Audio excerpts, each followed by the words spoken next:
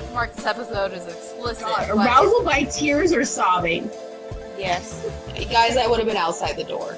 Didn't happen. I puked in my purse on the Uber ride back to the Airbnb. All in all, it was a great night on Bourbon Street. You've never called your boobs a rat. No! I find that hard. That's iconic. It's iconic. It's Queens of the Ring.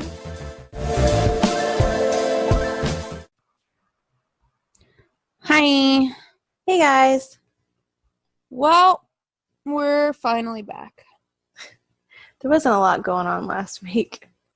And then this week became a shit show. I don't know. I think part of it's I think there's a method to all of this. I really do. I know you don't think so, but I do. Or it's just a glorified title with no TV time and no actual control over anything. Okay, we're talking about two different things, I think. Oh, yeah. I was talking about Bischoff and Heyman. Oh, no. I was talking about Seth. Oh. He's a dumbass. Yeah. That's where we're going to have a disagreement. But anyway. He's a dumbass. Total So dumbass. last night was Fyter Fest. I was underwhelmed. I was really underwhelmed. It was all right. Girl, it was bad. There were parts that were bad, yes. Overall, it was bad. See, I enjoyed it. The parts that I enjoyed a lot. But the parts that I hated a lot. Which were what? Oh, let's just start from the beginning, shall we? Sure. I actually liked the 6-man tag at the beginning. It was really good. I don't think I saw that. That was in the buy-in or whatever, Yeah. right? Yeah, I was late to the buy-in. It was SCU versus Best Friends versus Private Party. Oh, yeah, and I won! She won that one, and it was really good. It was a really good match. I had nothing to complain about. Nothing at all. That's saying something, folks. I know. I thought it was really good. Private Party looked good. Best Friends won, which I was like, that was the only I don't see where you're going with this, but okay.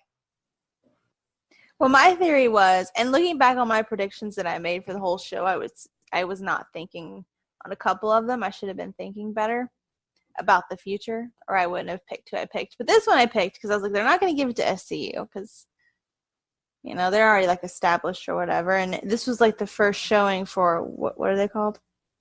Private Party. It's kind of the first showing for them. I feel like even though they've been around a while, I didn't know who they were, but I know who Best Friends is. So I felt like that was the best choice for who would win that one. That one made sense. A couple of my other choices later on did not make sense, but that one made sense. Yeah. Anyway, but yeah, so it was a good match. There's nothing really to complain about. Then there's something I can complain about, and I love Allie to pieces. Don't get me wrong. I love her so much. But that librarian bullshit. That's so stupid. That poor girl. Allie was trying to have a match and they kept going, shh. I'm like, what's the point? I don't understand the backstory, apparently. and I like Peter Avalon. That's the shitty thing. What's the backstory, though? I don't understand. Story on Being the Elite is they were trying to find a librarian and they had all of these fans put out videos to do it. Why a librarian, though? They're like, it's a gimmick. And they had this search and all these fans were putting out videos and it was actually really entertaining. And then they, instead of choosing from the videos, they chose people they knew. Which okay. Leva did put out a video, but it wasn't great. But anyway, Cody picked Leva, and he promised her, he said, yeah, you're going to be the only librarian. And then the Young Bucks chose Peter Avalon, which makes sense. Peter Avalon's actually really good. So that part I was excited for. And then they did the whole Leva thing. And I was like, what? Okay. I'm like, hey, maybe it's going to be like a intergender match, like to decide the librarian at Double or Nothing 1. No, it was not. So there's 2, and they're Librarian of what? I still don't know. Where are the books? Where is the library? Peter had a book last night. Are we having a reading challenge? I don't understand what's happening. If that was the case, they should have chose Ariel Italic, because that's a drag queen, and that would have made sense. But no, of course not. We're just going to sit here and shush each other, which makes 0 sense to me. This is the first time I've had to say this to AEW. Who's booking this shit? I mean, it is better than the WWE because there's at least something there, but I don't know. That's kind of annoying, though. Oh, it's fucking annoying, yeah. But it was distracting. It was very distracting. So I don't know. Like, part of me is like, are they gonna like fuck? Are they gonna kill each other? Go away, perhaps. What's happening? So yeah, I'm kind of over it. I want them to have producer Peter Avalon instead, because that's a fucking shwarmy, like slimy ass heel that you just love to hate, kind of like MJF. And no, they're using him as a fucking librarian. So you know what? That makes 0 sense to me. And poor Allie, she tried. She was trying. But like, the thing that got me is like Allie would do something and then Leva would counter and they go, shh, no. Stupid. Oh, so stupid. Like, it was so stupid. But Allie did good with what she was given, so I could give it that. Bless her. Honestly, though, I'm going to preface with this. I hate Leva Bates, so I do. I've hated her. I hated her when she was Blue Pants. I hated her on the Indies. I hate her in AEW. Like, I think she tries too hard. Like, she tries to be one of those, look at me, I cosplay, I'm one of the guys. Like, you don't see her hanging out with girls often. You just see her like, I'm one of the guys. It's like, I do better with guys than girls usually. but you're not trying too hard. Well, no. No, she's like really trying. And it's just not working for me. Well, I just think the whole thing's stupid. Yeah. So I say fire Leva and have down the library. Have producer Peter Avalon team with MJF, because that would be badass. I got an opinion about MJF when we get to that in a minute. He's such a little fucker. Anyway, I got an opinion though. This is the second. Well, in my list of top 5, this would be number 2 on worst things of the night. Michael Nakazawa versus Bailey, who's not a wrestler, not even an athlete. He's a video game athlete, ladies and gentlemen. He's a mental athlete. I mean, after the fact, this is why I put it as number 2, because after the fact, when they explained it at like the presser afterwards, I was like, oh, I get it. Like, I get it now. Like, it made sense. And what they were saying is like, it was kind of a knock on the WWE, how nepotism happens all the time. So I kind of get it. Like, you could pay your way into a match, basically. I.e., Shane McMahon is the best in the world. So I get it. I get it when they explained that. I was like, oh, that's what you were going for. But here's the thing, though. And here's after hearing that, I was like, why didn't we explain that before the match? Or why wasn't it better explained in the storytelling before the match, like during the match? You know what I mean? Like, well, and I could give him this. Bailey was like not on it being the elite. He was not like literally. It was like, oh, here's what he did. Poof. Like, so yeah. Like I'm not that match. I was just like, I don't get it. And they said also like they wanted to have that more comedy segment because next, well, in 2 weeks or 3 weeks or however long it is Fight for the Fallen, and there will be zero comedy because it's a charity event. Right. So I get like they want to camp it up because like it, in essence, the event is a parody. Like it's a parody. Right. Which, by the way, Kenny Omega, if we're parodying documentaries for these B shows, can we do Grey Gardens? Because Kenny Omega as Little Edie will Okay, that's not gonna happen, girl. make my life. Rein that back. That's Hey. not gonna happen. It'll make my life. Well, Can you imagine him just life not made. with like a magnifying glass? Is this pate for the cats? And I'll be like, oh, look at him. Anyway. Well, then he's ripping off a Jinx because Lily never said that. Well, no, Little Edie did say that. Is this chicken or pate for the cats? Yes. I've watched Grey Gardens multiple times. Anyway. Oh my God, they could have it at a dilapidated house. Anyway. Oh, Lord. So, that match, I mean, there were parts of it where I did kind of giggle. I was like, haha, that's kind of funny. Like, ha ha ha. Not like a real laugh, but like a, I see what you're going for. Yeah. But it's not my number one worst thing of this whole thing. Okay. Go ahead. Go. No, we're going to talk about that later, but go ahead. What is your opinion on, by the way, we both got this right because I pulled the executive decision-making card and we both chose Michael Nakazawa, who is an actual wrestler. There you go. That makes sense. I was like, yeah. Executive decision. We're both choosing Michael Nakazawa on this one. Yeah. So we tied on this match. Go ahead. What was the next match? I can't even remember. No, I thought you had something to say about this. No, I was going to say about MJF when we get to that point.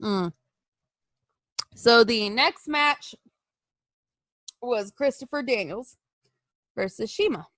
And we both got this wrong. Yeah. But you know what? Thinking back on it, Yeah. I should have gotten it right because Shima has the match at Fight for the Fallen. I should have thought about that. And not only that, but Strong Hearts lost at Double or Nothing. So. And the sad part is this was the one I was going back and forth on. Because I was like, maybe.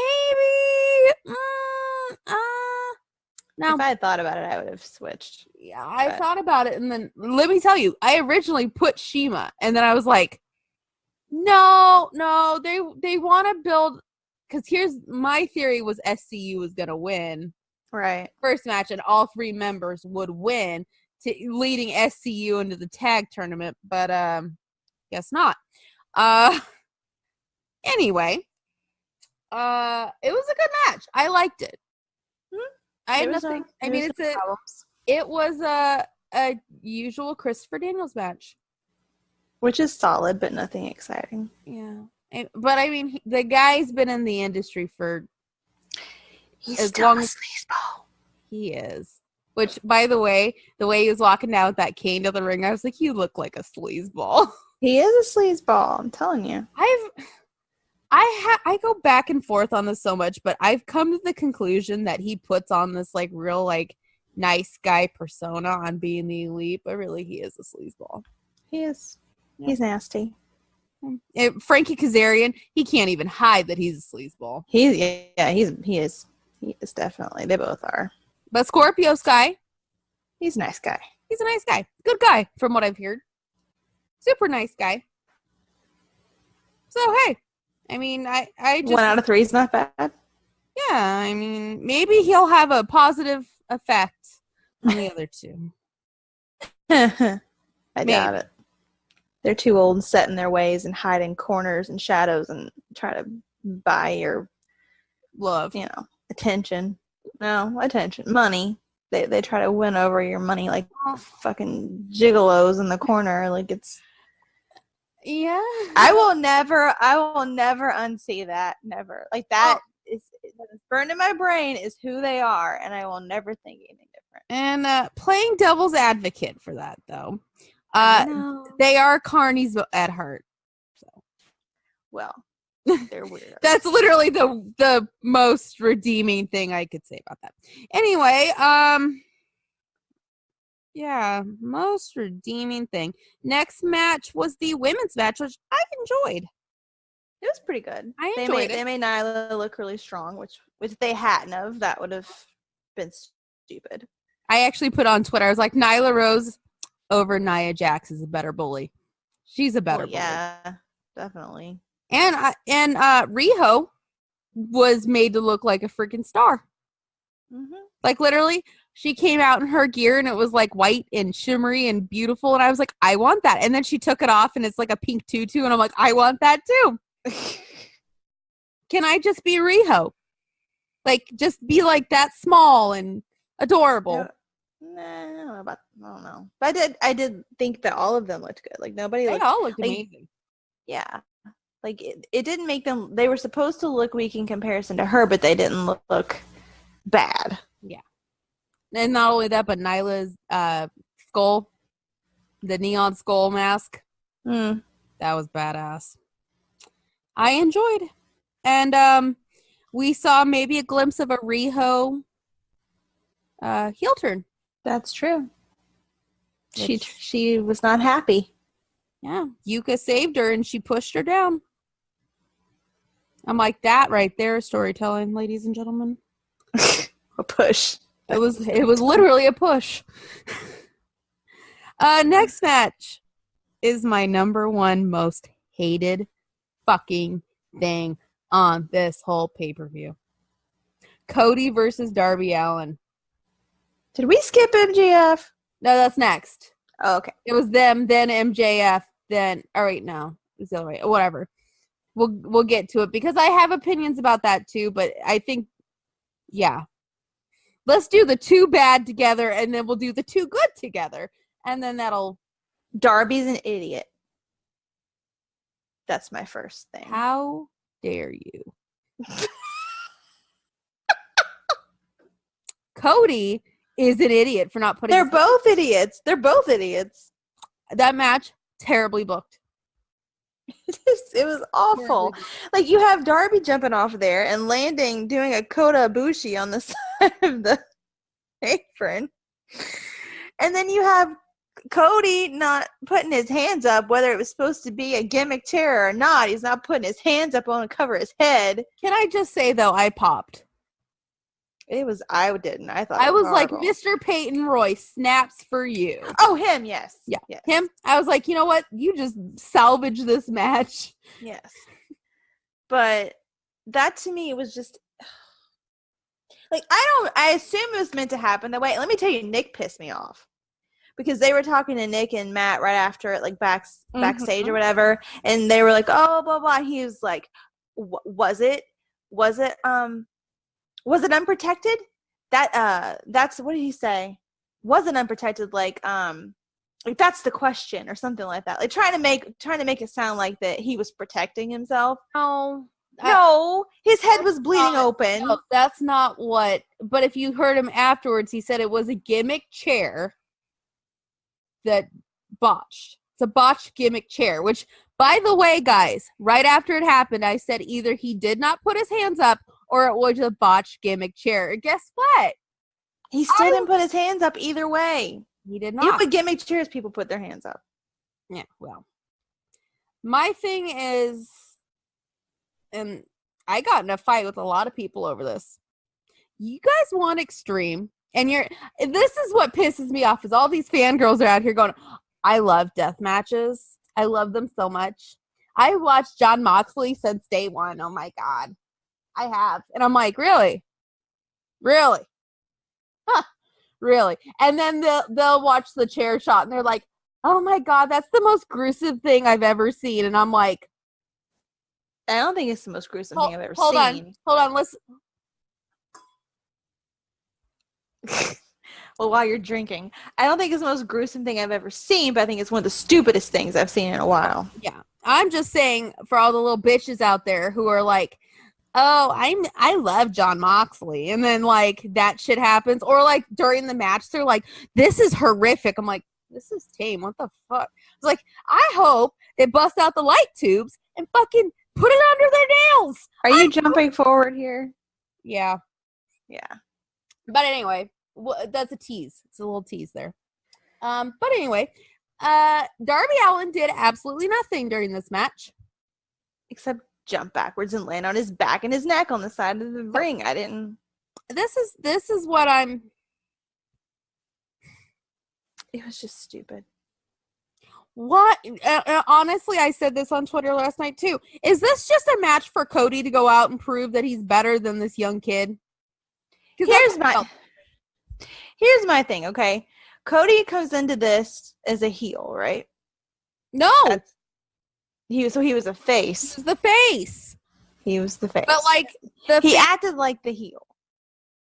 The funny thing is like I don't think he realized how much the fans were going to be behind Darby until after his like being the elite Road to Fyter Fest promo aired. And then he realized like, oh shit, like people like him, so I got to be the heel now. And then like it just turned into this where it's like, well, and then you have Cody says he doesn't believe it. He doesn't have like a line between heels and faces, but I felt like he was coming across as the heel regardless, which is funny because in the thing he's like it's going to be, you know, wrestling versus what Darby does. And I mean, and here's the thing, Darby, very fucking good. Like this is the guy Jon Moxley chose for his first match back on the indies and then said, this kid is Jeff Hardy, like the new version of Jeff Hardy. He said he had a little bit of Jeff Hardy in him. Okay, well, tomato fucking tomato. Anyway. That's different, but okay. I mean, he is like Jeff Hardy if you watch it. Well, yeah, he flipped backwards. And ladies and gentlemen, if you watch an actual Darby Allin match, you would see that. What I saw last night was just Darby running around jumping off shit and Cody going, ha ha, asshole, I moved. Yeah, stupidity. I'm like, okay. And the funny thing is, like, people who don't know what Darby is capable of, and they think he's an idiot. Well, not only that, I've heard them saying that was a good match. I'm like, what were you watching? I haven't seen him in a match ever, and I didn't think that was stupid. Oh, and here's the thing: is like, do I just follow fucking very positive people who are just like, that was great? I'm like, no. Well, to be fair, even though I agree with you, it was stupid. You are a little bit on the negativity side. But am I honest? Yes. You're honest, but sometimes you're honest, but sometimes you're negative honest. Like your thoughts are negative. But those are your thoughts. Because they're honest, guys. They are honest. Honesty is the best policy, even if somebody's feelings are hurt. That's true story. I ain't gonna bullshit you. Nope, you're not. Nope. Just saying. Anyway, but yeah, Shawn Spears saved the match from making it a total shit garbage fire. And then turned Cody into, if he was the heel, turned him into the face because he bashed him in the head.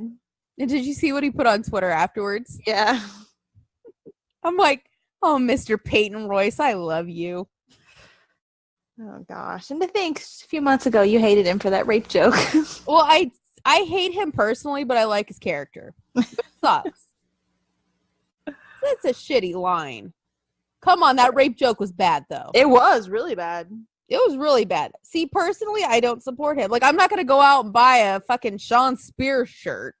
But, like, I can appreciate what he did because, you know what? That match was terrible. And he salvaged the terrible match. So, you know what? Snaps for you. By causing controversy, which is good. And But I don't understand why he didn't put his fucking hands up. That's just stupid. It's just stupid. And then you got Darby Allin laying outside dead, and everybody's like, "Oh my God, Cody's gonna die." I'm like, you guys want a little secret? He was highly selling that. Like, yeah, it hurt. Oh yeah. I'm not saying like it didn't hurt, but like the whole fact where he's like, "Oh, I can't get up." I'm like, bitch, you are selling hard there. I think he felt like he didn't have a choice at that point. He was like, I gotta make this. And you know what? The best part is almost everybody bought it. I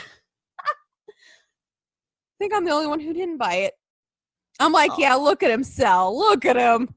Well, he walked out, so clearly he wasn't that bad. But like MJF and everybody's like, everybody pray for Cody. I'm like, can we talk about that for a second though? I thought Yeah, sending actually, MJF out there was stupid. that's where we're going to. And he actually ran over. Oh, for that part. I thought you meant for the match part. But yeah, it was stupid. But it was stupid, but it fit with the storyline. Because the storyline is, he's like, I'm not Kenny. I'm Cody's best friend. I'm Cody's best friend. But like, he tried to kill Pharaoh. Mm-hmm.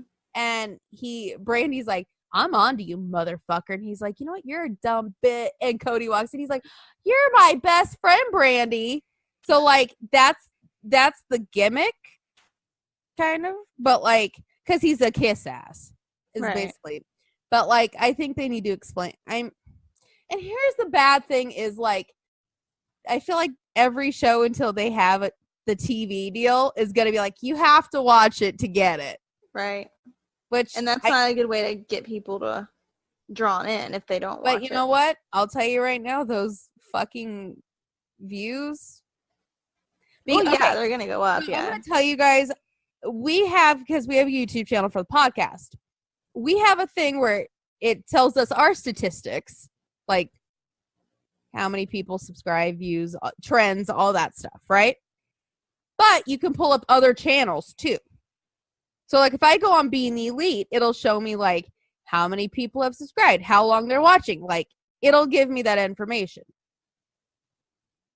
Same for like Nightmare Families, where they do like the Road to series, which I highly recommend if you guys don't watch it. It's really good.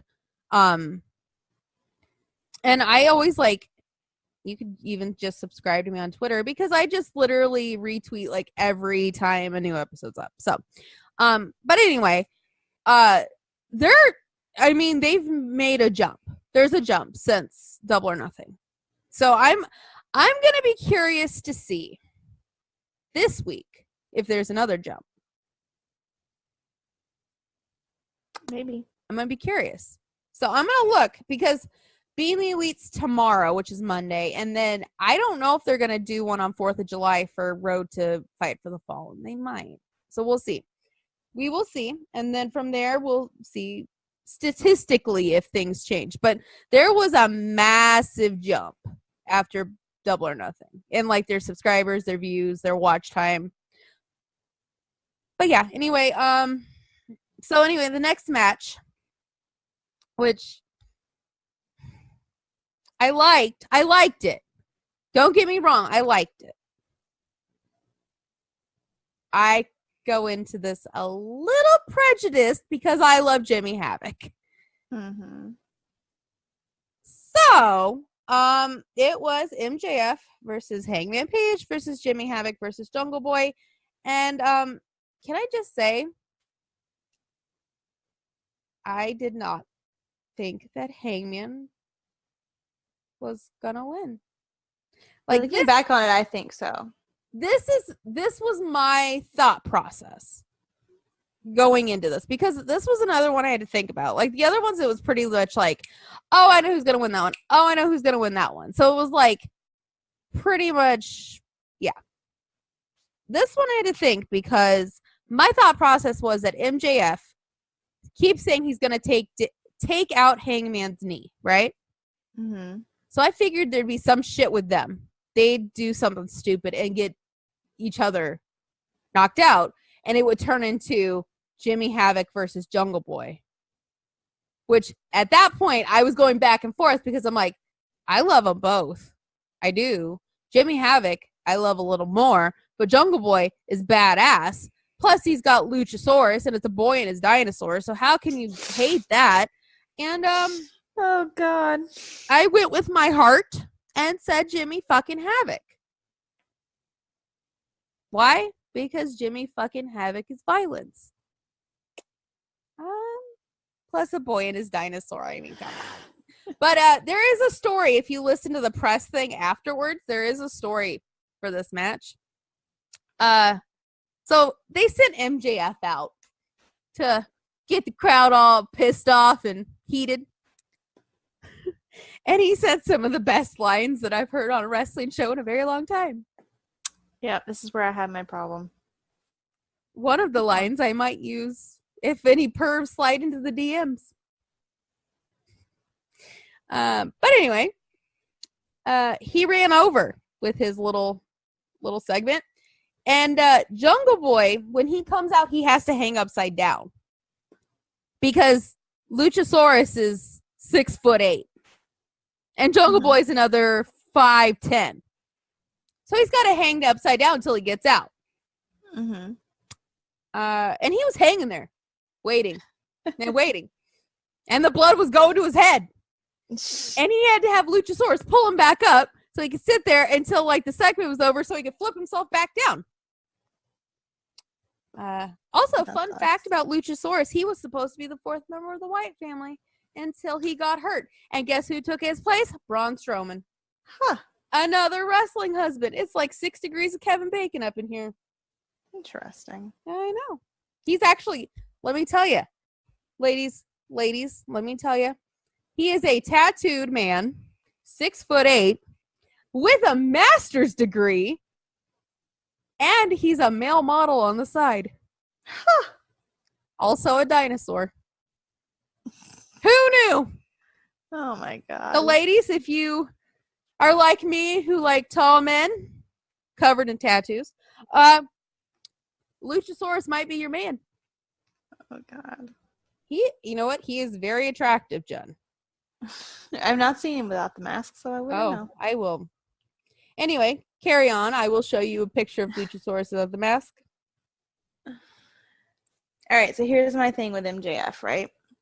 Uh-huh. He's great on the mic, but it's almost to the point of being more of a stand-up comedy situation than being like, I mean, he's a heel, but it's more like almost like a stand-up comedy situation. And personally, I feel like he's much better suited with how good he is on the mic as being a manager. Personally, I don't think his wrestling is that great, and I think he would make a great manager, even like a manager for like, since he's obsessed with Cody right now, even like a manager for Cody or something. I just think that's the direction he needs to be in. Not in the wrestling. He's just not that great as a wrestler, but he's really good at talking and talking shit. He's really good at that. I just feel like that's more what he needs to do, because he's hilarious, like you said. Like, he says some really, and he gets heat, but people love to hate him. It's not they just hate him. So like he's got it, the it factor as far as that goes. It's just the wrestling part I'm not that keen on. No, I like the commentary, but this is another thing where I feel like I'm kind of spoiled / ruined. I've seen MJF in a singles match on the Indies, actually in person. He's actually really good. But you know where I think his issue is? I feel like he needs a one-on-one match. could be. Because his first appearance, he's in a battle royal, which he lasted the whole battle royal. Got to keep that in mind. And this match, it was a fatal 4-way. Could be. I feel like he needs, and that's something I feel like they should have done this time. Like, instead of putting him in the fatal 4-way, which I get why they're trying to showcase as many people, which I actually am happy they showcased somewhat Jimmy Havoc and Jungle Boy. Because honestly, not a lot of people know of Jungle Boy, and the kid's been training since he was 12 years old. And he is incredible. Like, Jungle Boy is incredible. But I also feel like Jungle Boy should have maybe had a match where it was just him and another person. Like, they could have like split it up where it was like Jungle Boy versus Jimmy Havoc, and then on the other side do Hangman versus MJF, or split it up this way: Hangman versus Jimmy Havoc, and then MJF versus Jungle Boy. I feel like that would have made more sense to me. And you could take the fucking Michael Nakazawa bullshit off the pre-show and drop in that Lucha, or not Lucha. What? I was thinking about the next match. One of those matches, probably Jimmy Havoc versus MJF would go there or whatever. I feel like that would have made much more sense. So, they are booking a lot of not one-on-one matches. You're right about that. Jen, look at Instagram. Oh, am I going to see the... You're going to see Luchasaurus? Luchasaurus with no mask. He looked kind of like Seth Rollins, but not an asshole. Oh, Lord. We're going to argue about that, too. He's a very nice-looking man. He is. He's very good looking. He's a very... I like him. Right? I'm like, good on you. Oh, and there's Baron Corbin. Hello. Sorry. You sent me a Baron Corbin picture. I had to look at it. Yeah. He went to Ribera's Steakhouse, too, and got a jacket. He got a jacket. Which, by the way, guys, I want one of those jackets so bad. And I want the steak. Anyway. But yeah, the match... I mean, I feel like everybody got us a shot, so it wasn't necessarily like, you know, like nothing happened. But I feel like Jimmy Havoc could have done so much more. And Jungle Boy, I feel like he could have had so much more. So that's just me. I liked it though. I feel like they should have, I mean, I get why they didn't, but I feel like it could have been used to push somebody who's not getting a title match versus Chris Jericho in a couple months. So, true. Just saying. It's just my 2 cents on it. Shit, you could have had MJF win that thing, and people'd be pissed, but you know what? It'd be good. People would be pissed, but secretly they would like it. I'd Deep pretend. down. I'd be like, I'm so mad, but I'm so proud of you. I mean, and plus, I give him this. The kid is 23 years old. He just turned 23. It's not like he's been in the business like forever. He's like, shit, he could have gone to college like Mojo Rawley, but he didn't. My smart man. And you know what?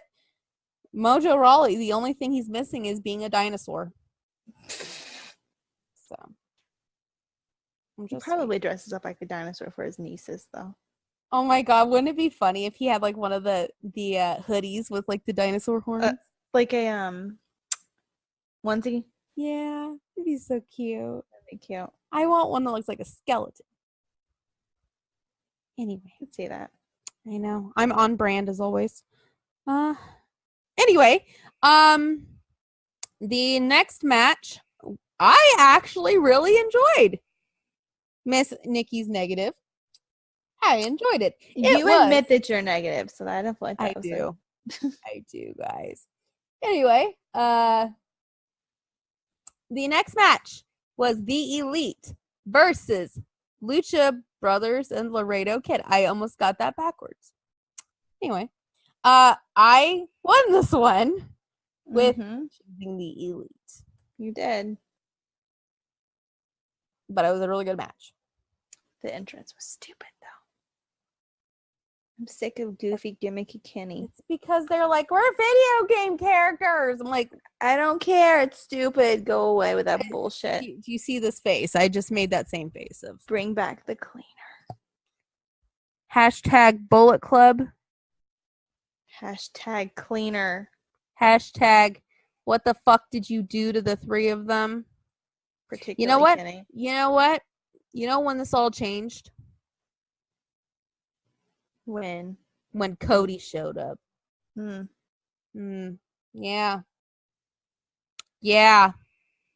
I went there. Anyway, I really enjoyed the match. I thought it was really good. A lot of people were like, oh, it's just a bunch of spot fest. I didn't think so. I thought it was really good. I don't know. I go back and forth on the Bucks. Some days I like them. Some days I don't like them. I love I don't know. I run hot and cold with them. See, I love them, but I'm getting to the point where I want more. Yeah, Because it's kind of the same thing a lot. And this is why, because in New Japan they did so much more. Right. So that just goes back to I want the Bullet Club versions of all three of them back. So, yeah. But, yeah. Anyway, Nikki's dream match is next. The match of the night. The match that stole my heart. The match that was perfection. Shut up. Jon Moxley versus Joey Janela. It was good. It got the whole crowd into it, and it had a lot of good moments. Yeah. I was not one of those girls who was like, ooh, blood, ooh, this. The fact, like, the funny thing was all those girls were like, oh my god, he's beating Joey with a fucking prosthetic leg. I'm like, yeah, he's beating Joey with a fucking prosthetic leg. What's the problem? What's the issue here? He fucked a chick in a bear costume. I don't know why you think this is, like, not on brand for him. Really. It is on brand. It is. What were you expecting, people? He's no longer in a gas mask getting a fucking immunization on television.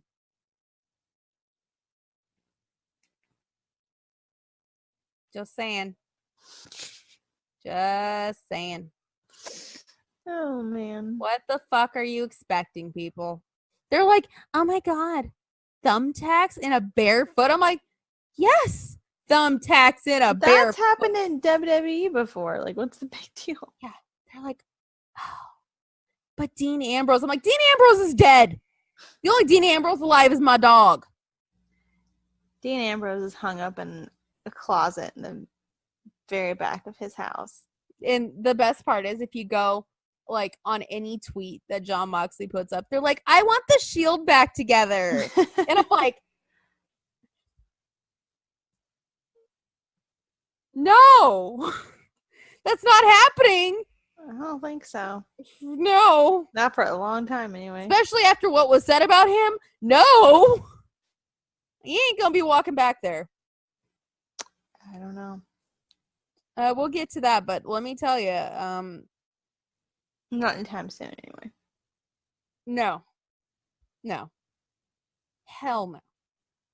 But, the only thing I would change, but I understand why they didn't do it, but the only thing I would change is I want more violence. Well, this is the first one. I Give him know, time. but I want more. Well, Cody bled out all over the ring. I'm just saying. I didn't necessarily say blood, did I? No. I want straight up violence. What do you want him to do? Hold a knife to his throat? No. Light tubes. Okay, a shattered light tube to his throat? Oh, they just shattered over their back. I understand we're not going to get the spots where it's like a fucking table saw to the forehead. I get that, but like, the man was stabbed with a pencil by Drew McIntyre. I feel like we could go a little bit more. Valid point. Yeah. It was good though. And the best part, afterwards, he brought the kid a drink, and they sat there and commiserated. See, I don't like that. You know, I don't what like this gonna Ambrose making buddies with everybody. You know what I think's gonna happen though? This is what I think's gonna happen. I feel like because Mox can't. I mean, if you're all gonna hate me for this, I feel like Mox is not gonna have the AEW championship anytime soon. No, I don't think so either because he's not going to be there all the time. So, go with me on this one. What if, because they have this giant ass tag team tournament, they need a lot of teams. They got SCU. That'd be interesting. They got SCU. They got, I almost said Street Profits, Private Party. Everybody's comparing the two. But Private Party was there first, so I saw them clear that up on Twitter. Yeah. They got the Lucha Brothers, the Young Bucks, Best Friends. It's not much of a tournament, is it? And I'm assuming a cool tag team. Lucha Brother or Luchasaurus and Jungle Boy will be there too. But yeah, wouldn't that be a fun team? It would be. Or go with me on this one. You need a match for your first pay-per-view after television, right? Havoc and Darby versus Janela and Mox. Or you could just Havoc versus Janela versus Mox. Or you could just do Havoc versus Mox and make me die. Well, that was initially what I thought you were going to say. But No, I was just going to throw them all in there and have them kill each other. But hey, that works too. mm-hmm. I mean, either way, put any of those four in any situation and I'll be okay. Well, back to the point about him helping, like, sitting down with Janela at the end. It's the same thing he did in his match in New Japan. Like, it's like, oh, let me pick up my opponent. And, like, I just don't like that. I get it that it's funny, but at the same time, it's kind of like dragging that kid around. Yeah, like, it's funny, but at the same time, it's like, that doesn't really fit with, like, my image of who he is. Like, he should just, like, leave that kid laying, like, oh, we're done. Okay, drop him on the floor and just move along. Well, but here's the thing is, in New Japan, I can defend that, though, because the kid's a young lion, which means young lions, if you don't know what young lions like mean, an apprentice. It's an apprentice wrestler. But the apprentice wrestlers have to do everything the people on the roster say. Right. So I feel like Mox is going to use this to his advantage. I feel it's not going to be one of those like, oh, we're a team now. Oh, Mox is going to be like, listen, kid. Oh, no, I don't think he thinks they're a team. I need you to pick me up a 30-pack of beer, a carton of cigarettes, and a 30-pack of beer? Yeah. Girl, I got like 30 6 of them. 30 packs? Yeah. I got like 6 of them at my house right now. I don't drink beer. I don't drink beer either, but my parents do. And my brother. Everybody else does. Plus, it's a holiday weekend. That shit's going to be gone. Anyway, they do. Anyway, back to what I was saying. I feel like he's going to use this to his advantage. So, for instance, we'll just throw out the name of Naito.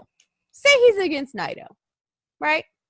Mm-hmm. He's going to have that kid show just how good he is by going after Naito for him. And then Mox comes out and he's like, haha, bitch. So I feel like he's going to make this kid do his bidding. That makes sense. Yeah. If not, it's just going to be funny watching him drag him around. Are you down on the floor again? Why are you on the floor again? That was funny. I'm not saying it's not funny. It is funny. But I think, and this is the thing that I love about all of this is, like, this is Mox being who Mox wants to be. Right. Like, nobody's saying, hey, I need you to go over to Janela right now, and I need you to call him a butthead. Like, nobody's saying that. This is literally like Mox going up to Cody or Tony Khan or whoever in the back and said, hey, I want to do this. And they're like, okay, great, go do it. But I kind of see the picture of him with Joey Janela as like him as a sign of respect. And not so much friendship, but like there's so many comparisons being made between the two of them. And the roads are very similar. They are. Like, there's so many people, and this is another Shield Girl thing. They're like, who the fuck is Joey Janela? Oh my God. And I'm like, you have to realize Joey Janela is cut from the same cloth as Moxley. Same cloth. But let's be fair though. Like me personally, I would not have known who Joey Janela was without you telling me who it was in the beginning. Yeah. So I mean, to be fair, this is new territory for a lot of people who have to get used to this kind of stuff. I realize they're the people that are the extremists. Like that's who I'm going after. Is the people who are like, I've been watching this the whole time, and I'm like, no, you haven't. Fuck, you haven't.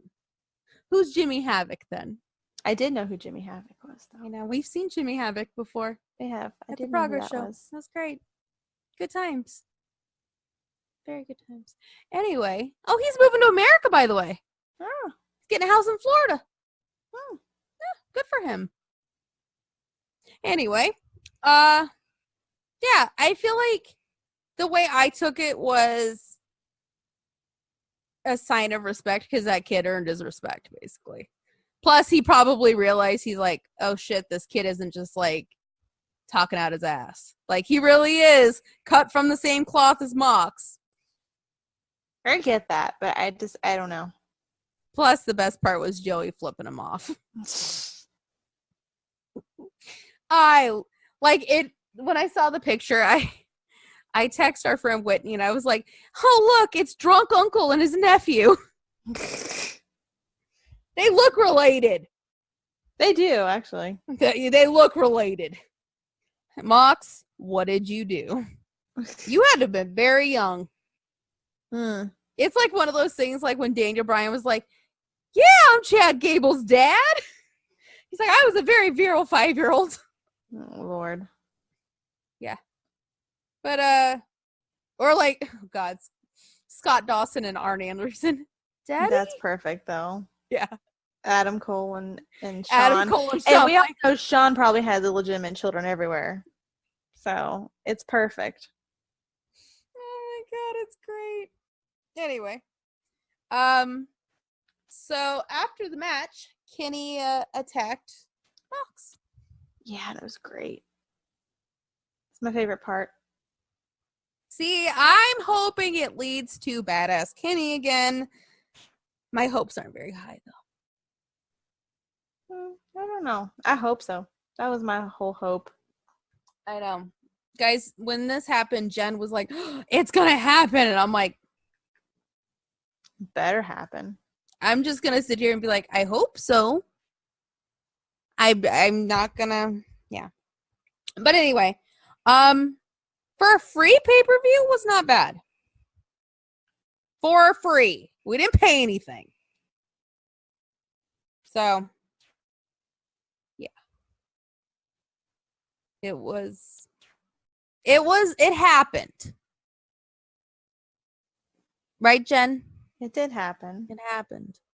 But like I said, I was not that impressed. Yeah. I feel like there are some changes that need to be made. Definitely. I feel like for this being a free one where anybody could watch it, it was the time to really work a little bit harder on what you were putting out there. And I feel like with the Mox and the Janela thing, they really put out something people really wanted to see. But with some of the other ones, I feel like they didn't think on through like what's really going to make people want to watch this, like the librarian shit. That's not going to draw in a bunch of people. It's just not. It's like putting Orange Cassidy on television and then being like, oh, I want to watch this every week. Like, it's not going to happen. God damn it. We will always disagree on Orange Cassidy. But again, I'm talking about to the person that is not used to the indies. To the unwashed masses. Right. They're not used to that, and they come in and that's what they see. Because like, oh, this is free. Like, I'll try it and see, look, Cody and, Mox and all these people, and they sit down and then they see this librarian thing, and it's kind of like, okay, what the fuck is this? Like, I don't fucking understand what's happening. Like, I just feel like with it being free, it's almost like a test of like if people were to tune into an actual show, and it's just like I feel like they missed the mark on a lot of it. I feel like me watching it, not knowing who a lot of these people are, a lot of times I was just kind of like, okay, like not really bored, but just maybe kind of bored and just kind of like I don't get it, like, you know. And I feel like it needed to be more clear. Like when MJF came out there, you knew he was a dick. He was a total dick. Like he ran his mouth and was a total dick, and you knew who he was. The when he bad got part out of is, there, the whole time I was laughing. it was funny. It was For hilarious. sure. That's why I said stand-up comedy. That's what it is. But like, Question. Can we get an MJF soundboard so like when like creepy guys slide into our DMs, we could just like press a button and it plays like "Here Mom Swallows." Like, no. play video games? Oh yeah, I did too before I lost my virginity. That poor guy is the first AEW meme. I know. Everybody's like, that poor guy was so. You could tell it got him in the soul. But he literally is the first AEW meme. He is. I know. Goes down in history with the Taker guy from the streak ending, and the little girl, the Miz girl. His girl. Yep. Guys, let me just tell you, I was about in tears when they panned to that guy. I was like, yes.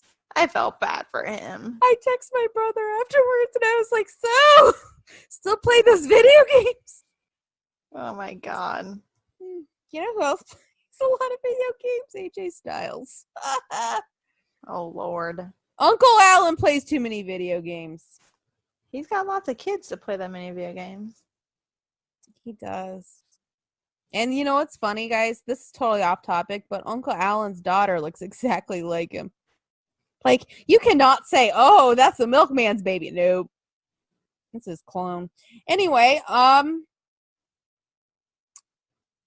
going to talk about Seth Rollins, you Sethery. You fucking prick. Which today, I feel even fucking madder about. Like, I kind of let it, like, I was like, you know what? He's a dick. Like, fuck him. He's a dick. And then a tweet came out, and I kind of was like, Today? yes. Oh. It did. But no, it wasn't from anybody involved in the situation. Oh. And they brought up a very valid point. So let's start by going off on this disgusting rant. Lord. So last week, after whatever that pay-per-view was, I don't even know what the fuck it was called. Seth said it was the best wrestling in the whole world, and to that I said, where? I don't see it. Where is this best wrestling in the world? Seth Rollins, you dick. And to that, the man who is not a cat, but I think he is a cat, Will Ospreay, said, I'm alive. He's there, guys. We've all seen Will Ospreay's matches this past year, Jen. Uh-huh. Yeah. And let me read this word for word. Nugget. This little what this little bitch ass said. Oh Lord. Mm-hmm. And let me tell you, I had to clarify some shit because somebody today was like, oh, you don't like Seth anymore or Bray? Where the fuck have you been, buddy? Can I play? Okay, well, I'll play devil's advocate again. Go ahead. Hold on. Let's read this because, you know, this little... He said, I'm sorry, little guy. We already have a better version of you here, and he just won his first U.S. title tonight. Congratulations, Ricochet. Keep working hard, though, buddy. Did he say little buddy or something? No, he said Oh. buddy. He called him little guy, Oh yeah, that's right. which is hilarious because they're the same height. Which he pointed out. Interesting. Fascinating. You're gonna get so mad at me when I play devil's advocate in a minute. Mm-hmm. Mm-hmm. Then, let me go to Will. Will Ospreay. The man with a mental illness and who's dyslexic. But hey, yeah, go after him, Seth Rollins. Be a star. Oh my god. Be a fucking star, buddy. Oh my god. Be a star. Which, by the way, can I just say, Will Ospreay turned this around real quick and is selling shirts that say little guy on them. And I that heard was like the next day. they're selling real well from what I heard. Let me go down here. He tweets a lot. We should have had this prompted. But anyway, it really helped him, I guess. So, I mean, that's the one good thing that came out of it. But anyway, yeah, play devil's advocate while I look for this. Okay, so, and I is just as disgruntled and upset with the WWE as the next person, but indie wrestlers have taken shots at WWE wrestlers many times, and of course it's pissed us off and pissed them off. So I feel like taking out the fact that Ambrose and Seth are friends, or were friends, or I don't know what's going on with them. Taking that out of it, taking pot shots at each other is not something that indie wrestlers are immune to and haven't done toward WWE wrestlers. So strictly that, like, the back and forth, there's a reason why this is going back and forth. There's a reason why it's being allowed for Seth to say whatever he wants to say. There's a reason why these guys are entertaining this shit. I feel like there's something. There's some sort of underlying something. It's not just, I hate you, you're talking down to me, you're nothing. I don't feel like that's all there is to it. I feel like there's more to it that we don't know. I feel like there's a lot of underlying shit going on than what we know.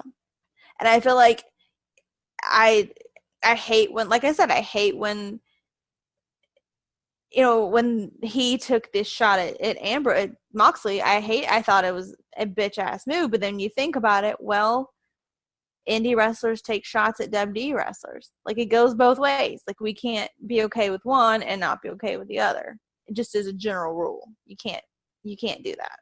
What specifically said about Ambrose is different because they're friends. And he That's didn't why I really think go it's after a character. He went after him personally and brought up, well, if you're not mentally tough enough to do this schedule. But see, I think personally, in regards to Moxley, I feel like he worded that wrong. If I were Mox and somebody said that about me, I'd jump their ass in a parking lot. I still wonder if Friend or not, fuck them.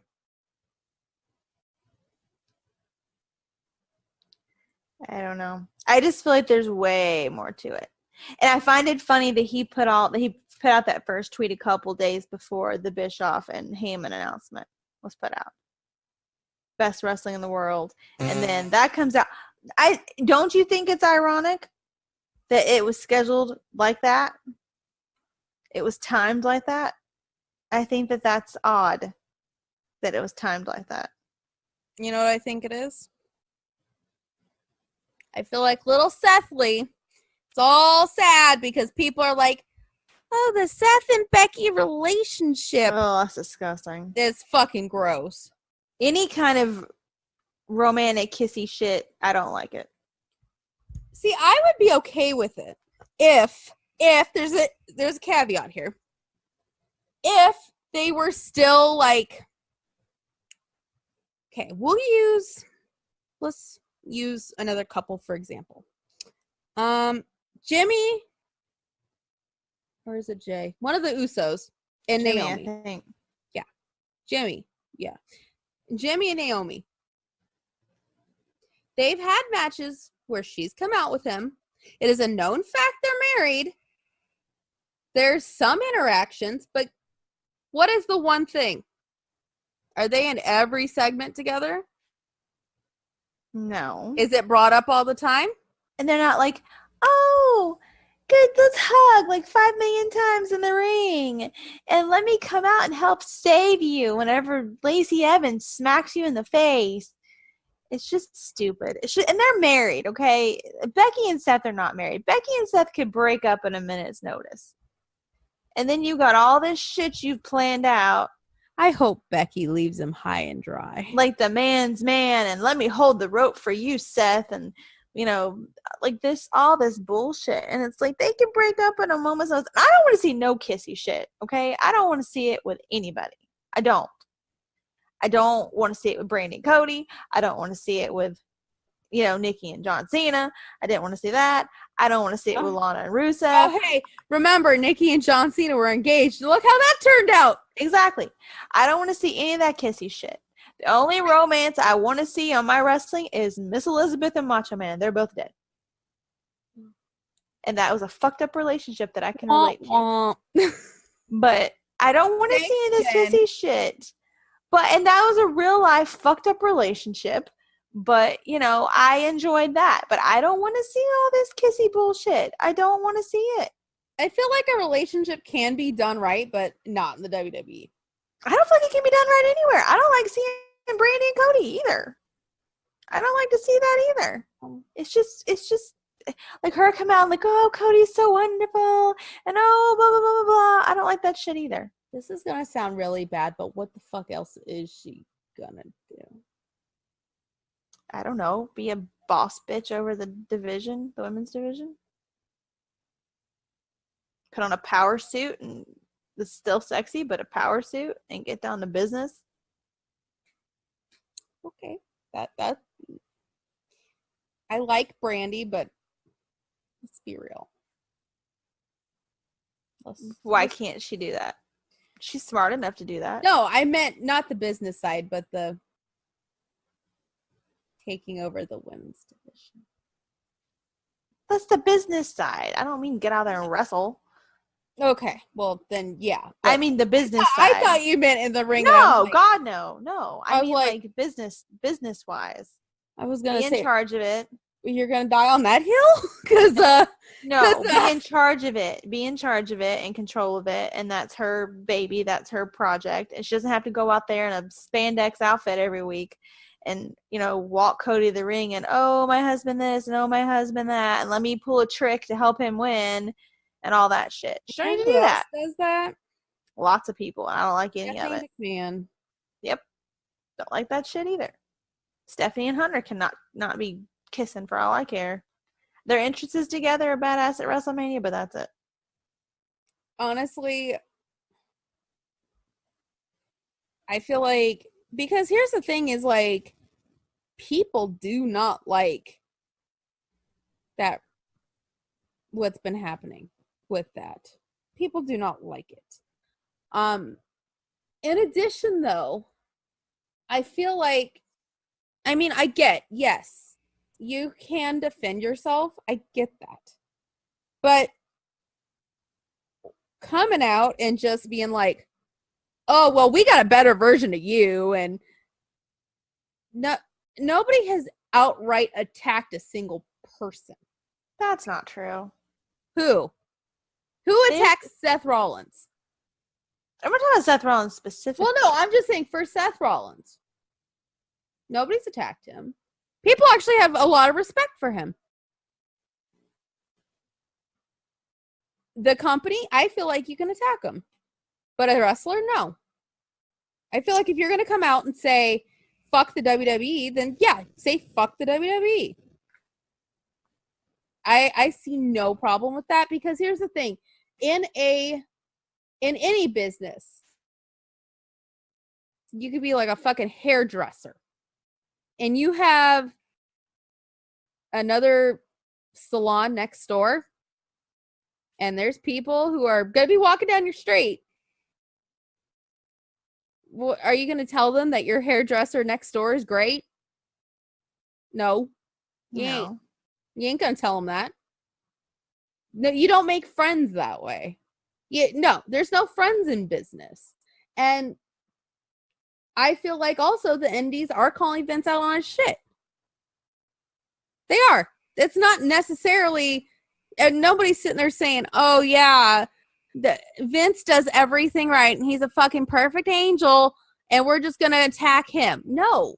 Like, going after a company with bad booking, which by the way, we have done here. Their booking is atrocious. Mm-hmm. I agree. Going after a fucking Saudi Arabia deal, I feel like you could go after that.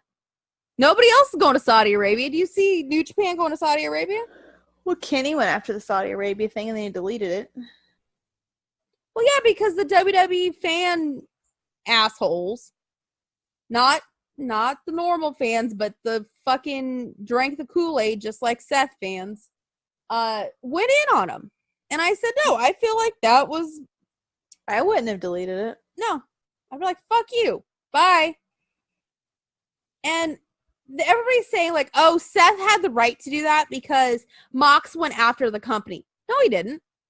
Mox did not. He actually, in the beginning of his Talk is Jericho and in the Fightful, was it Fightful? Well, the other podcast, I forgot the name of it. Wade Keller. He actually said he was thankful for the opportunities that they gave him. Right. He did. He did. And then he said, this was my experience and what went wrong. Did he drag Vince? Yes. Did he have a reason to? Yes. So in my opinion, the Seth and John thing, that's fucking bullshit. I'm sorry. But here's the thing, though. We don't know what all happened. I still think Seth is one of the ones that didn't know where he was going. Because he said in that interview that he got text messages and messages from people. Well, yeah. That were like, why didn't you tell me? Like, how come I didn't know? But would you tell him? No. I would. I would not. He's one of my best friends. Because you know what? Here's the thing. What are the two of them gonna do? They're gonna try to talk you out of it. No, I mean, once it was said and done. No, once it was said and done, I would have been like, yeah, but you know what? They try to talk you out of it. Also, they're gonna fucking snitch. Vince, I don't think Seth would have done that. You know, before all of this happened, I would say, yeah, I don't think Seth would. And now, I don't fucking know. He seems like he's pretty deep in the Kool-Aid, so I'm sure if Vince tried to probe him a little bit, he'd find out. So no, I would not say a fucking word. There's like static really bad. Do you hear that? No. Mm-hmm. Okay, quit when you quit talking. Huh. Yeah, when you talked just now, I could hear it. What about now? No, I can't hear it now. Oh, I had my phone right next to the microphone, so maybe it is something. Maybe. Anyway, yeah. So I wouldn't tell anybody. Sad to say it, like, we don't know the extent of their friendship. Just because they were the Shield on the screen doesn't mean dick. Yeah, but you've even seen John talk about, like, their friendship and, but like, they have a good friendship, but my question is, what happened after he made this decision to leave? And also, this is another thing I was thinking is, what if, because they announced that shit on the assumption that he was coming back or that he was retiring, that he would not be going anywhere else, basically. I don't think he said that. Did he? Yeah, the assumption was he was not going anywhere else. Well, I know he implied that he would probably come back. I knew that. Yeah, but the assumption was he was not going to go to another company. That was the assumption that was made by the WWE, which is why he got the 67,000 goodbyes and tribute where they paid him $500. Yeah, that was bullshit. Yeah. So, I think there's a lot of hurt feelings. Mm. I think that has something to do with it. On both sides, I think. Yeah. But it does not help matters to come out on a podcast and directly attack one person. That does not help anybody. Like, but he was directly asked about one person. Well, yeah. But here's the thing is, if I'm asked directly about one person who is considered my friend and they've, for instance, if this podcast ended tomorrow and Jen was like, I'm going to go start a podcast with whoever else, I wouldn't be like, oh, fuck her. I wouldn't. I'd be like, you know what? Good for her. Go do what you want. Because here's the thing is, in a friendship, wouldn't you want them to be happy and mentally fulfilled and like you want them to be okay and not be anxious and feel like you're going to fucking vomit before going to work every day? Right. But also, it doesn't really matter, but who's to say he told anybody that? Which it doesn't really matter because it came out before Seth said what he said. Yeah. But so Seth knew before he said what he said. He knew damn well how he felt, how Jon felt. He knew. Wasn't like he went into it not knowing and was like, oh, I didn't know. No, he fucking knew. There were, 1-2-part podcast and Talk is Jericho. Well, I was just thinking, you were saying that Dean didn't talk about anybody in particular. He did mention Roman and how if Roman wasn't his friend, that he would have been pissed off. He did mention that. But that wasn't necessarily a negative thing. I feel like it was. I felt like in a roundabout way it was saying like he felt like Roman hadn't worked to get to where he needed to be to get that. But here's the thing. Felt like there are people that in a work environment, because let me tell you, the WWE is not an environment where you just go and sit with your friends all day. Like, it's a job. It's your work. You have coworkers who you're friends with, but you can tell you're like, God, they just suck at their job. Or, God, they don't deserve that promotion. Or, right. Like, you think that in your mind, which, you know what? Maybe he just, at that point, he was just spewing whatever because he felt free to say what he wanted to say, and it came out. But it wasn't like he said, fuck Roman. He's terrible. I don't care about him. Say that. I know, but I'm like, that's what I'm saying is it wasn't like he was like, our friendship's over. Fuck him. Like, well, Seth didn't say that either. I know, but I'm just saying it wasn't outright negative. That was the worst thing he said. Saying if he wasn't my friend, yeah, I would be pissed that he is where he's at, that he got what he has.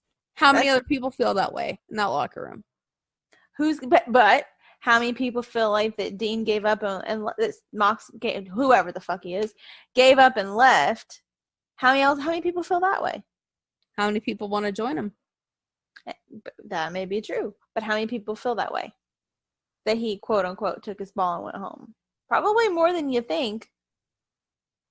Not the people who want to leave. Well, no. But people that had wanted, not that he was in a great position when he left, but he did have a level of, what's the right word?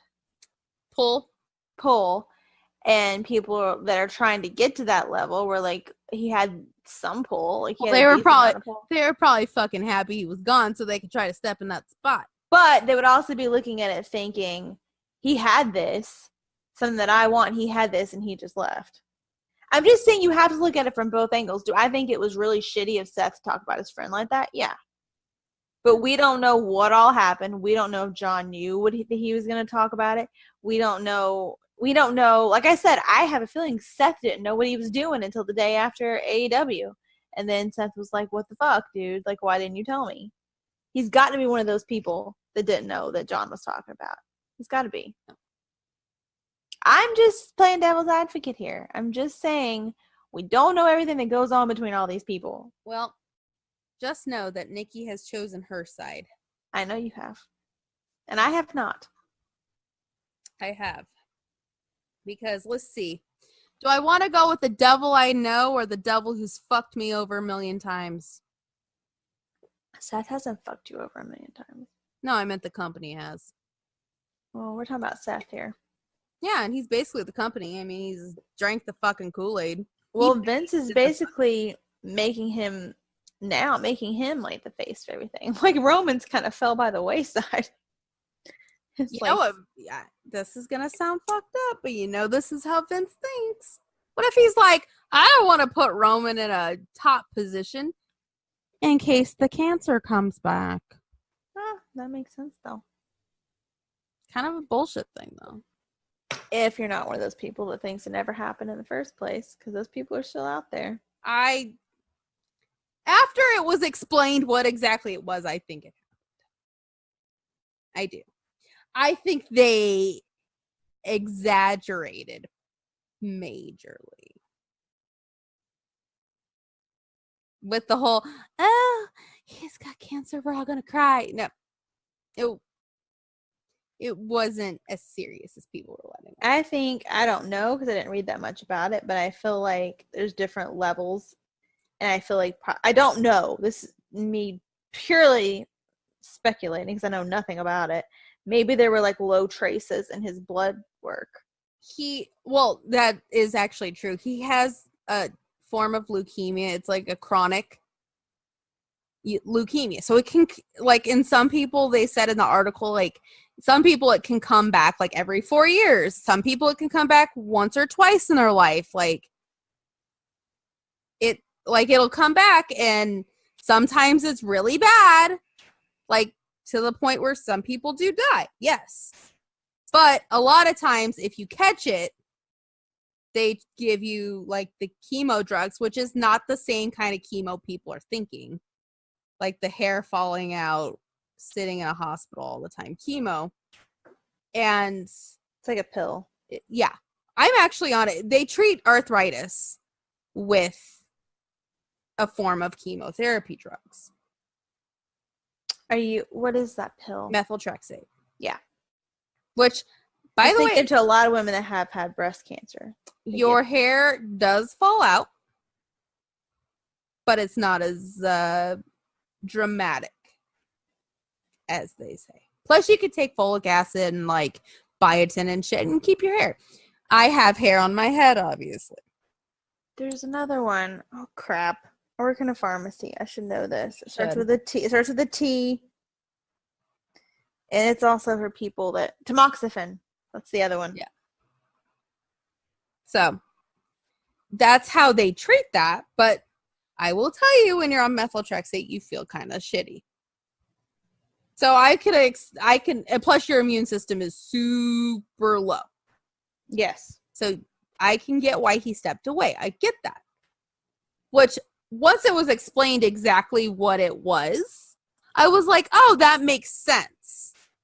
Like, it would make sense that he could still, like, go do stuff and not be like, I'm in this bed with no hair dying. Like, I get that. Like, once that was explained exactly what he had and, like, this happens and, you know, sometimes it can be really bad if you don't catch it, which thankfully they give, like, when they do, like, a wellness test, they do, like, blood work, which is what caught it. So thankfully, like, they caught it super early and he was able to treat it. That's why it was gone in 4 months. So the point of that story is there's people that still think that was bullshit. Yeah. Which, as you all know, we aren't the biggest fans of Roman Reigns. We are of Joe, not of Roman Reigns. And I kind of don't mind Roman at this point. I do. Because he's not being pushed as bad. Anybody's better than Shane McMahon. You know how I love Shane McMahon. That's Anything's terrible. better than that. That's really bad. I'm sorry. And it's getting to the point of, like, Lacey Evans, Seth Rollins. Hold out till the end of July. Start the prayer circle that something changes. We'll see. I'm just ready for September. I think Heyman writing for the women will be interesting.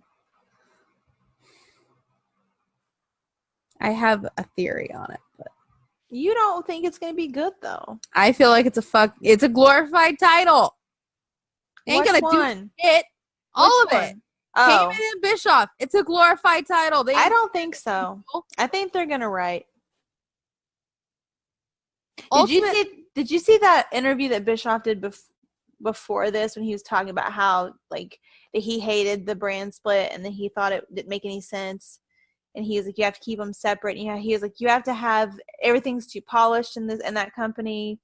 He was like, you're making a face. He's like, everything's too polished in this company. Like things need to look more raw. That's why it's called Raw. Things need to look more raw. You need to have a separation, and one show needs to be grittier than the other one. Like everything he said made sense. And if him and Heyman are allowed to do what they want to do, you don't think they will be, but if they are allowed to do what they want to do, here's my thing. They have been backed into a corner by Fox, right? Fox called a meeting with them. And then like a day or two later, they announced, oh, they hired Heyman and Bischoff. They were about to lose that deal because of how bad their ratings were. Not even. And Vince apparently was the one to call in Heyman and Bischoff and ask them about it. Try to get them to do it. So, what killed TNA? Go on, because you're going to disagree with everything I just said. Go on. Heyman, and it was Bischoff that killed TNA because he brought in Hogan. What killed WCW? Bischoff. He brought in Hogan. What's to say he doesn't do this? Well, hopefully they're smart enough to know not to bring in Hogan. Also, yeah, you have two people there.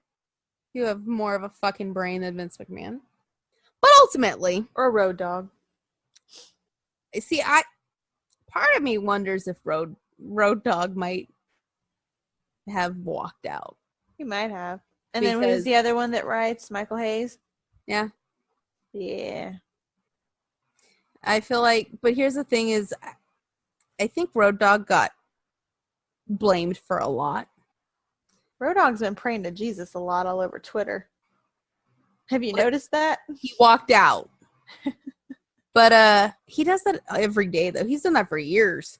I know. Every day. I'm like, bro. Okay. So, my theory is I think he walked out because who's ultimately in charge? Who gets the say over everything? Who rewrites the shows the same day? Vince McMahon. Yeah. And who's okaying all the shit that's on TV right now, and the ratings are going even lower and lower and lower? Vince McMahon. Triple H has stepped away from main roster for a while. Wonder why? He don't want to be a part of it. Nope. He's just gonna do NXT from now on. So, yeah. Color me as I'll believe it when I see it, because ultimately the problem is still there. We shall see. The problem is not anybody else but one person, and the show is written for one person. Vince. Why do you think the average audience age for the WWE right now is 54 years old? That's not even in their key demographic. Yeah, that's kind of strange. They push the kids out and they push the young adults out. Now all that's left are the people who started watching wrestling 30 years ago, who will sit there and hate the product but still watch because they've been programmed to watch. So what do? Also, AEW, the rumored date is one day after SmackDown moves to Fox. Mm-hmm. What do? Also, you got contracts coming up in September. Huh. SmackDown, October. AEW, October. And if contracts expire, there is not a 90-day clause. So, of the people, and there's a bunch of contracts that come up in September, they could go and debut on AEW TV. Whose contracts? The ones that I know for sure, Gallows and Anderson and Shinsuke Nakamura. I think Shinsuke go back to Japan. Well, I'm just saying the timing. Right. Among other people. It's not just them. There's other people too. There's people whose contracts expire next month.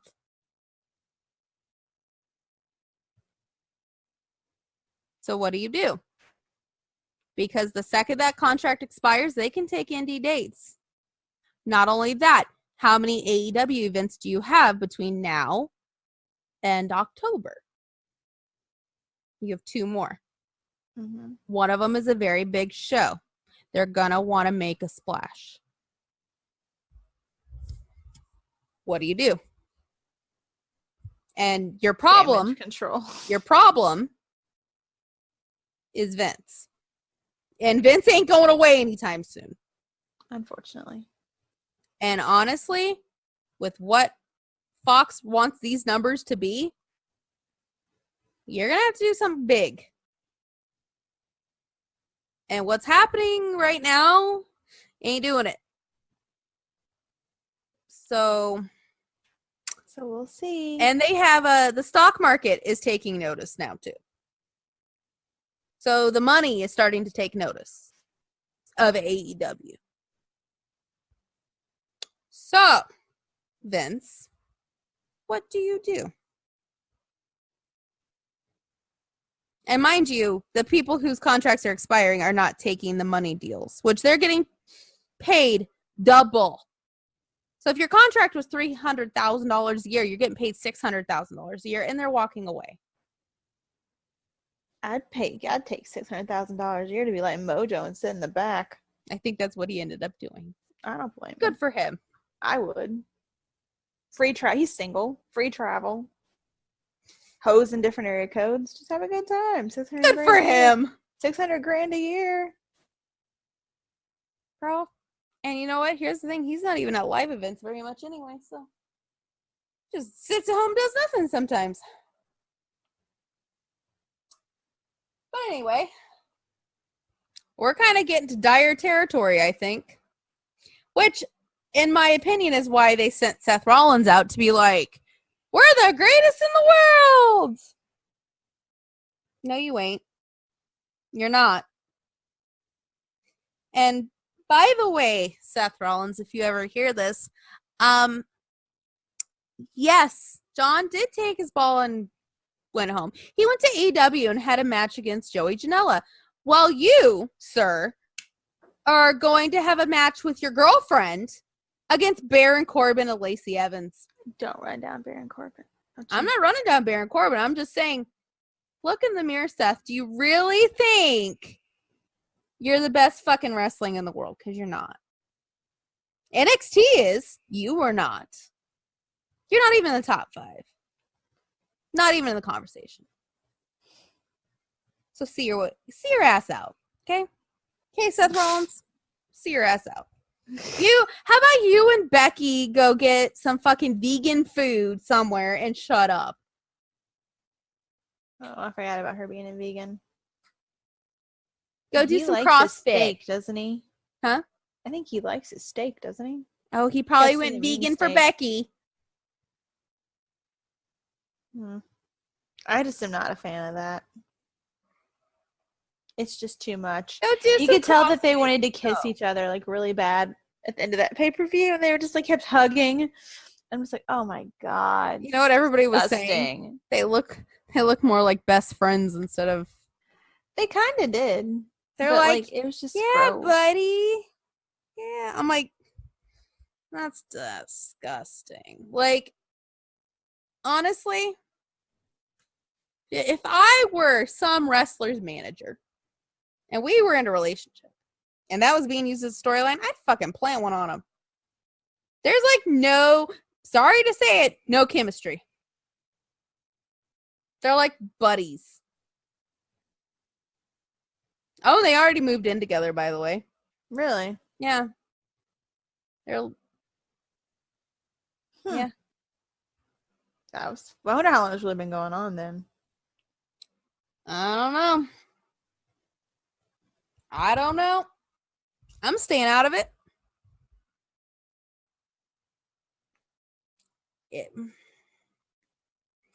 Anyway, enough about that shit show. I'm just saying. Well, since I watch sometimes, I will keep you updated on if it gets any better. But they're saying that they're only having their meetings and stuff. But they're both going to be on Raw and SmackDown this week. But so they're not going to even have their about that. That was a botch, actually. Oh, they're not going to be on there? Well, they weren't supposed to be.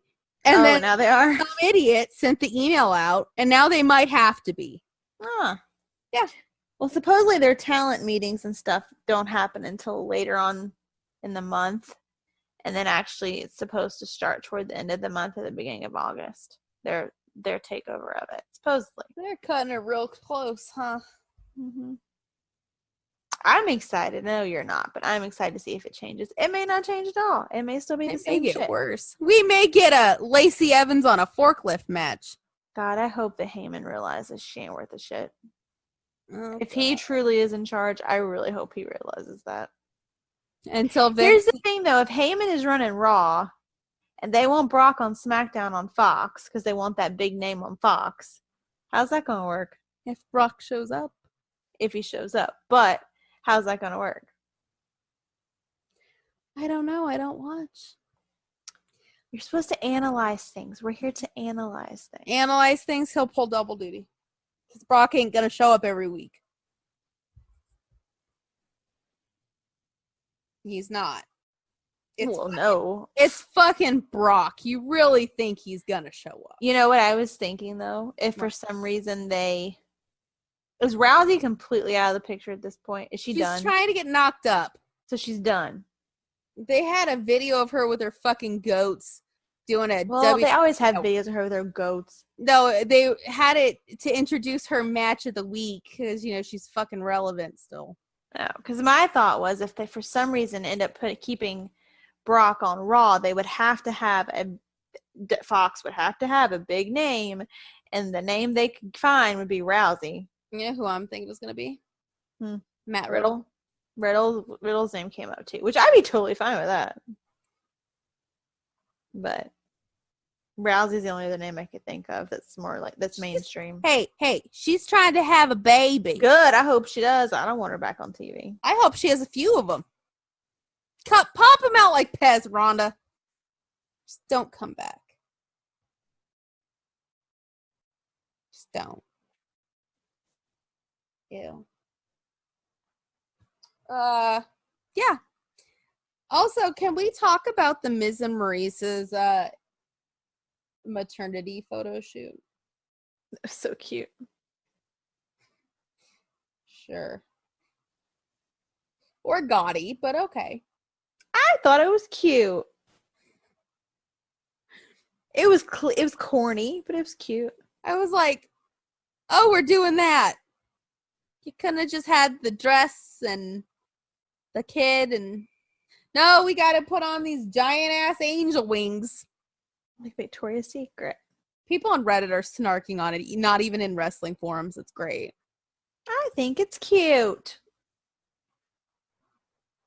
It's real dramatic. It's very dramatic. Can't relate. WWE was in Japan this weekend. Guess who they trotted out, guys? Just take a guess. Everybody that used to be in Japan. Yeah! And they had Triple H acting like he cared about Shinsuke Nakamura. They had the club out there because, we're going to pretend like we like Gallows and Anderson. And I know they have been on TV, but they've been making them look stupid. Honestly, I feel like this is the goodbye storyline. I really do. Because you see AJ sitting there going, I watch this on YouTube because, you know, I only watch the people I fucking care about. And they're hardly ever on TV, so there you go. Anybody seen Finn Balor lately? He's getting No. married. Yeah. Well, there's a lot of people getting married and they're still on TV.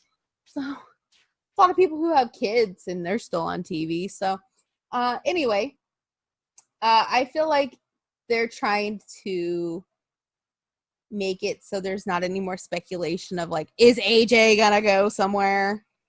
So they're gonna break them up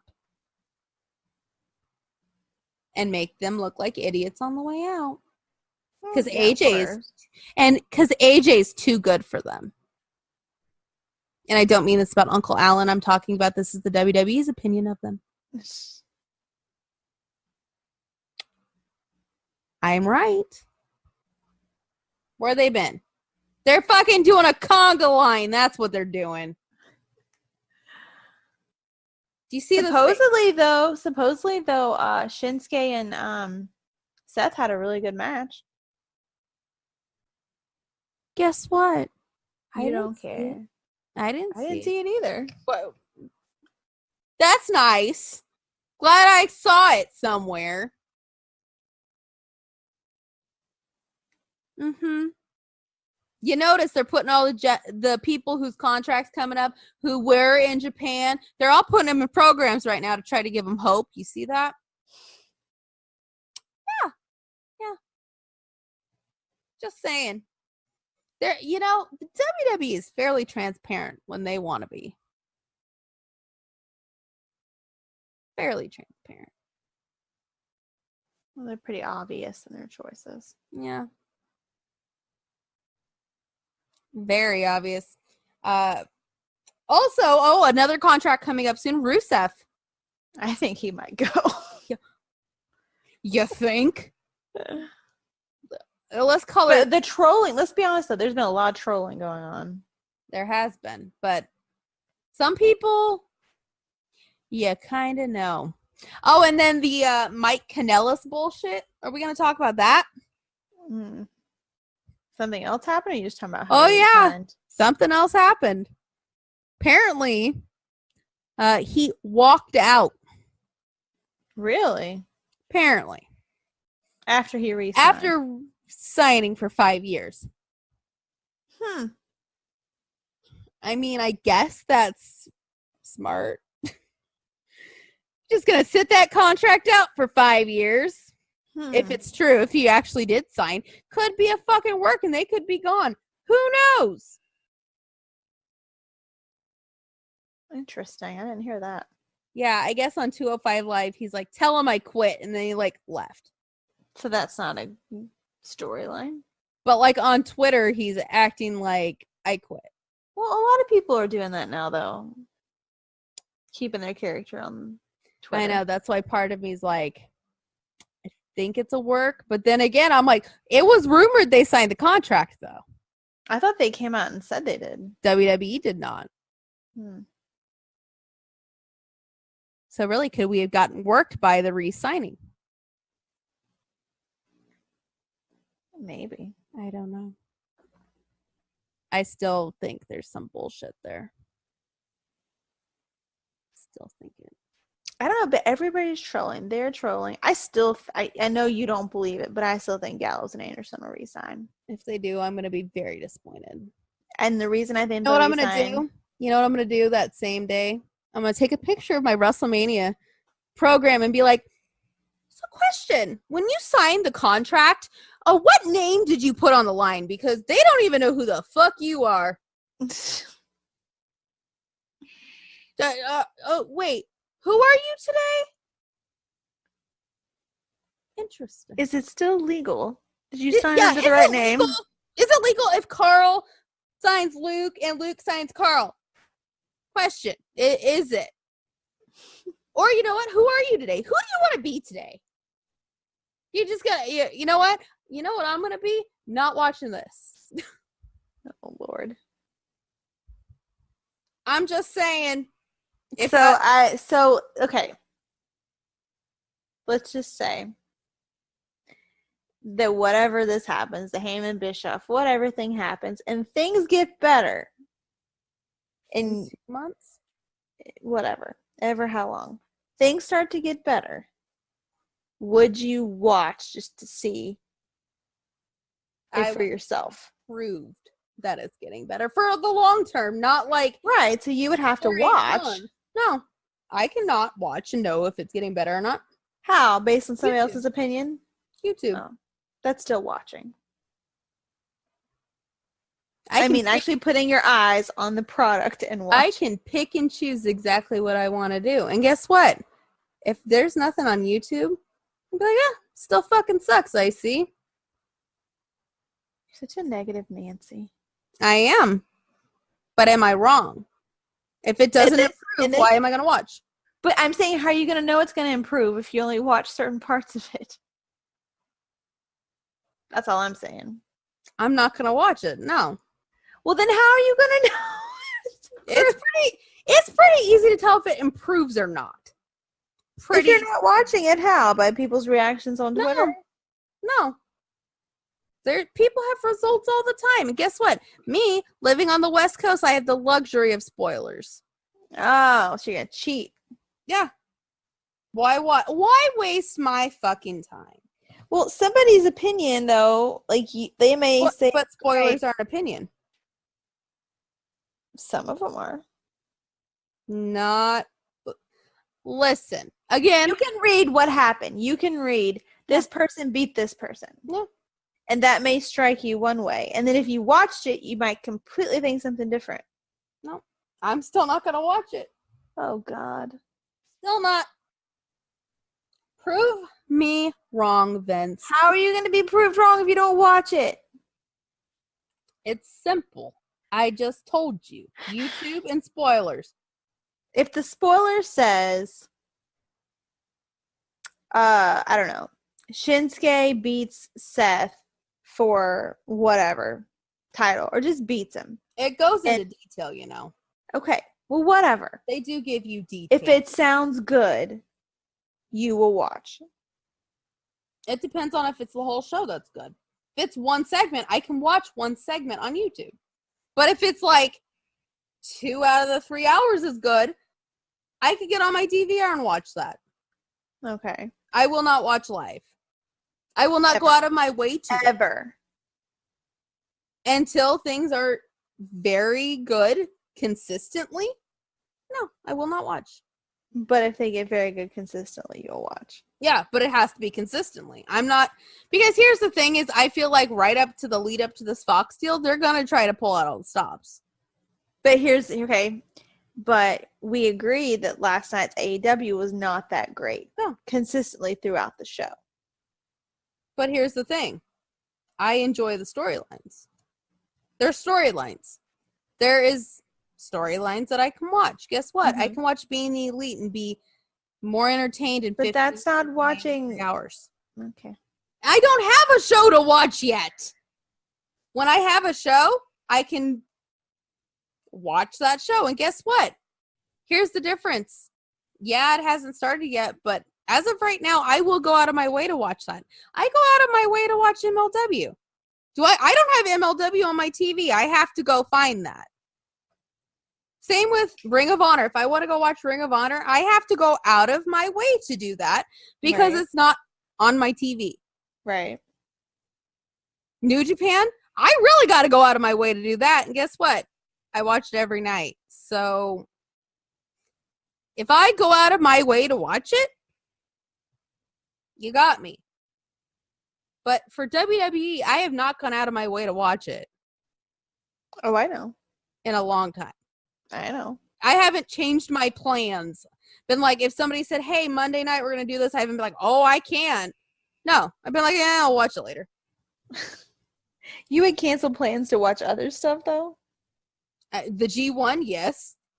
But I won't have to worry about that because it's on at 2 o'clock in the morning. So, I mean, if there's somebody calling me saying, hey, at 2 o'clock in the morning, let's go here, I'd be like, bitch, I'm old. Let's say G1 comes on at 5 in the afternoon. I would. You would not go out. No. Because I'm interested. I'm drawn But in. you could watch it later. I'm interested. I'm drawn in. I would watch it. So if someone calls you, asks you out on a date, someone you like. So I'm giving you a hypothetical here. Someone that you like. It depends on who it is and how hot they are. Someone you like and are attracted to asks you out on a date in the middle of the G1, which is on in the evening. My or first, AEW. It's on in the the first evening. thing I'd say is, do you know the G1 is on? No, you wouldn't. If I it was somebody you really liked, no, you wouldn't. If it was somebody I really liked, they would know the G1 is on. Not if it's your first date. If I knew them, they would know. Oh God, this is like beating a dead horse. It is. Mind you, the guy I'm dating would have to like wrestling. Well, yeah, but you can't be glued to wrestling 24/7. 24/7, I have outside interest. There you go. And actually, if you think about it, I am watching less wrestling. You are, but I'm watching less, guys. Think about that. Think about them apples. What are we gonna do? Huh? Can't do anything. But yes, the G1, that is something I will go out of my way to watch. Raw, not so much. Also, let's just say this. You want to know how I improve things? First rule, take Shane off the goddamn TV. well, yeah, everybody's saying that. I don't watch and I hate Shane McMahon right now. And I liked Shane McMahon. I love Shane McMahon. I just don't like him on TV. Yeah. Two. In the fucking wild card rule. Because, That's what Bischoff wants to do. and here's the thing. I like the brand split. The brand split needs to stay. The wild card rule does not. That's what I meant to say earlier. Yes. Yeah, he said that the split, but he wanted it to be split. That's what I meant to say. Because if you put the two shows together, you have even less time for talent. And with the way they book people, you're not going to see anybody. Also, but there's a 3-hour Raw, and you only have 26 minutes of actual wrestling in 3 hours. We have a problem. Because if Vince wants to sugarcoat it all he wants, you are a pro wrestling show. Well, you heard how now they're not going to wrestle during commercials anymore. Yeah, and that is That's confusing to me. This is how they're going to do it. Because guys, I don't watch Raw and SmackDown, but I do listen to the business side of shit. Because it's something I enjoy. That's why there's been 2 out of 3 falls matches. A lot more. Because Vince's theory is you have the first fall, and then after that first fall, they go to commercial. But guess what they're doing during the commercial? Talking. Not wrestling. They're just Well, in separate corners, just standing there. Usually someone does some kind of a promo, though, when you're actually there. But now watching it. that's not happening because they're not wrestling during commercials. So now the lights go down. They play. the wrestling just stops. Yeah, it stops. That doesn't make any sense. Yeah. Thank you. And then, when the commercial's about to end, because guess what happens? They go into a rest hold. And there you go. That's dumb. Yes. Now, you know what this tells you, right? Ladies and gentlemen, this tells you that WWE has reached the point where the advertisers mean more than you. They're booking their commercials over your entertainment. Because Vince ain't booking matches, that's for damn sure. No. He's booking those goddamn commercial breaks so he could get more money. Am I right? I don't know what the fuck he's doing. Don't ask me. Anyway, you know how I would do this though? Because I feel like they do way, like, the show just doesn't make sense sometimes. Doesn't. Like, and guys, I love Baron Corbin. Don't get me wrong, but we're gonna use Baron as The sacrificial lamb. the sacrificial lamb because that's basically what he is. So in the 26 minutes of wrestling, how many matches do you think that is? And this is not New Japan, so 2. Oh no, wait, it should be more than that. 5. yeah, it's 26 minutes out of 3 hours, so 5 to 6. Sounds right. 5 to 6 in 26 minutes. Hold on. Let me grab my little thing here. 26 minutes divided by, we'll say 6 matches. That is with entrances, 4.33 minutes per match. Sounds If we right. equally divided 26 minutes between the 6 matches.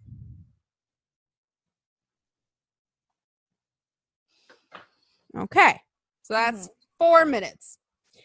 You're going to make it a 2 out of 3 falls match, so that's going to take 1 match away. That means you have 5. That means that 2 out of 3 falls match is going to be roughly 9 minutes. Because 4.33 plus 4.33, that's roughly 9 minutes. Plus, you have to factor in entrances. So everybody's entrance is about 45 to 60 seconds. So depending on how many people you have in the match, that's... well, entrances could be done during commercial, though. Yeah, they do for some, but some of them they don't. So, some people's entrances are longer. Aleister Black, Ricochet. Some people's are shorter. Some people, they do it during the commercial. So, that time factors in. Now, when you have Baron Corbin in a match for, we'll say 9 minutes. He's in one of the 2 out of 3 falls match. 9 minutes. Then, in hour 2, you have him in a promo. Promos take 5 minutes backstage, about 5 minutes. Then he's in the opening promo of the show. How long is that opening promo? 15 minutes? Mm-hmm. So The whole beginning before it goes to yeah, commercial. the whole inner monologue at the beginning of the show where it opens up and then Baron Corbin comes out and then so with his entrance, which is a banger, that song. So we'll say his entrance is 60 seconds. So that's 1 minute. Plus the 15-minute promo. Plus the 9-minute match. Plus the 5 minutes. That is half an hour of Baron Corbin. Woohoo. Jen's happy. Mm-hmm. Vince is happy. Vince is happy because according to Vince, he's a heartthrob, that Baron Corbin, which I said, I like Baron. I think he's attractive. I wouldn't go as far as a heartthrob, but okay. I would. He makes things throb with me. That was my first thought, Jen. Anyway, that is 30 minutes of Baron Corbin in a 3-hour show. Not counting commercials. Commercials is another 40 minutes. So that's 2 hours. So 90 minutes minus 40 minutes of commercials. That's 50 minutes. Out of that 50 minutes, you got 30 minutes of Baron Corbin. I see no problem with this algorithm. Now, out of that 20 minutes, book the rest of the show. Go. 20 minutes? 20 minutes. And you have a roster that is 250 superstars deep. I'm still thinking we have that long for Baron Corbin. I'm good. Oh, mind you, you got to factor in the fact that wrestling is, you still have 16 minutes. So that is 4 minutes to develop characters for 250 people. Not an easy task. So what you're saying is they should create a Being the Elite series style So thing. what I'm saying is, Because you're saying there's not a lot of character development there either. It all happens online. So maybe that's what they should start doing. what I'm saying is, do we really need 30 minutes of Shane McMahon or Baron Corbin or Lacey Evans or Becky Lynch or Seth Rollins in one episode? No. We Because do that not. leaves you with 4 minutes. The numbers don't lie, guys. I'm just saying. You have 4 minutes to book it. Go. Oh, and mind you, Vince is going to strike down every idea you have. Like, every idea. If you're like, in that 4 minutes, I'm going to build AJ Styles. Guess what? It's not AJ's day. It's not AJ's day. AJ didn't come up on the dartboard. Next. So. Crazy when you look at the numbers, huh? Mm-hmm. 4 minutes. Oh, and SmackDown's less. Well, yeah, 'cause it's less time. Plus, they have more wrestling. But only by 3 minutes. So. There you go. 1 hour ago, Sami Callihan tweeted, "This has been years coming. How about Jon Moxley and myself finally see who the better Switchblade finally is?" Sir. Switchblade? Mm-hmm. Sorry, when I hear Switchblade, my mind only goes one place. According to a source in WWE, the company offered Sasha Banks a multi-year 7-figure deal this weekend. Will she take it? I don't know. Mm. But you know what the best part of this whole Will Ospreay Seth Rollins thing is? The shirt? No. Joey Janela chimed in and said, since everybody's talking about numbers, Yeah. I've slept with more girls than Ospreay and Rollins combined. There you have it. I remember that. That was funny. Leave it to Joey Janela to make it happy. Anyway, also, big news in traders, because there's lots of traders out there. Robbie Eagles betrayed the Bullet Club. He did in Australia. Little punk ass bitch. He joined Chaos. He's And Okada was very excited. Okada was the one-man hype man. Like, he was having a good old time. Sir, how dare you? You know what? Just for that, I'm gonna go to my picture that I got at the block party and cross you out. No, don't do that. It's digital, so I'll save the original. Asshole. It's a little prick. You know what? I'll Photoshop ELP on there. Because you know what? He's in the Bullet Club. And you ain't. No, you left for Chaos, which that's just a second-rate Bullet Club at that point. Even though they got Okada. And that's like the only really excited. That's the only thing they got going for him is Okada. Well, that's kind of all you need. You know what, Jen? Hey, there has to be a faction to go against Bullet Club. I'm sorry. Well, Bullet Club ain't doing shit lately, so. Son of a bitch. The only thing they're doing is planning the beach party. Yeah, and they're having people vote. Florida, California, or the Carolinas. See, I put in the comments that I had 2 answers. We want Florida. Well, yeah, but if it's California, that's not that bad. We want Florida. Well, yeah, we want Florida. I mean, that's my first choice, and that's what I voted for in the poll. But in my comment, I said California, too, because California is only 5 hours away. But Florida will be better. Be the week of Mania, it'll be great. Well, yeah, if it's the week of Mania, yes. But if it's not the week of Mania, then, yeah, sir. It'll be the week of Mania. Better be. And if that's the case, I need to start losing some weight. You and me both. How am I going to look in a bikini? I'm not walking around in a bikini in front of JY looking like shit. Exactly. I mean, I'm not saying he's gonna want to take me home. I know he's not, but I will know. Can we at least just get another stern talking to? What, in a bikini? That'd be kind of hot. You see where my mind went there, huh? I was like, huh. Yeah. I wouldn't mind that. Be like, oh no, is my bikini too revealing? And Can you he put some more sunscreen on me just this once. Okay. Okay, do you need a chair? Here, you sit in the chair and I'll sit on your lap and you can put the sunscreen on my back. It's And then perfect. she will die a happy woman. Well, let me tell you, this next party, Jen and I are just going to be like in our element. Even more than the last one. No? Yes. Yeah.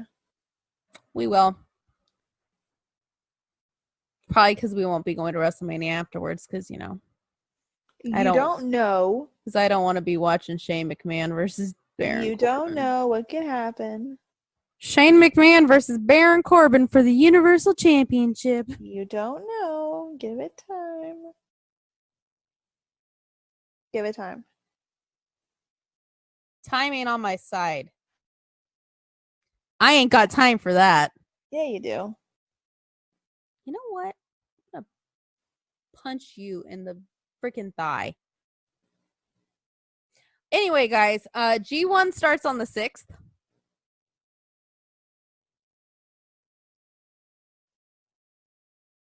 Sorry, I was yawning. I apologize. G1? It does. Yeah. The press conference is on the 6th or the actual G1 starts? No, G1 in Dallas is on the 6th. Oh. Which is next weekend. Next Saturday.